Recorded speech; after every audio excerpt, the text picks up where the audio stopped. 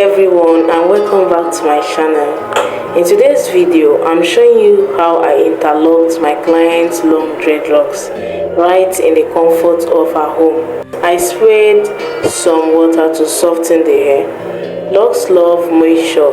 Don't work on dry hair, it can cause damage. With my rat tail comb, I gently section the hair. Clean parts makes your lock look neat and well maintained. I applied my DIY hair growth oil to the scalp. This oil helps reduce dryness and encourages healthy hair growth. Now I begin interlocking the roots. I gently pass the lock through the new growth using my crochet pin. Interlocking helps to tighten the base and keep your roots strong and firm. When interlocking, I go in different directions. This technique helps to secure the locks tightly and prevent holes inside. I always make sure the last direction I pass the lock through is the side I want the hair to fall. This helps the locks lay nicely and naturally after styling. Take your time, neatness is key and gentle hand go a long way. I move to the body of the dreadlocks. I use my crochet pin to pull in any loose hair, streaking out from the sides of the lock. These steps help to make the whole dreadlock look clean. I hold the lock firm, poke the crochet pin in and out, grabbing and pulling in the loose hair inside the lock. It takes some practice, but it makes a big difference on how fresh and tidy the hair looks.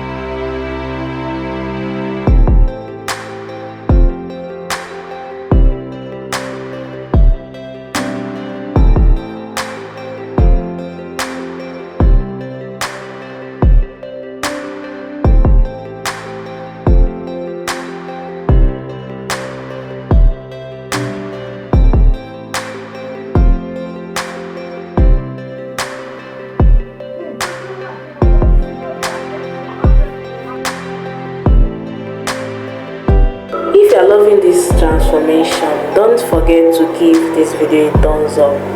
Got questions about interlocking and dreadlock care? Drop them in the comments. Subscribe and tap the bell so you never miss my hair tutorials. Your support means everything. Like, comment, subscribe and share to help someone on the lock journey too.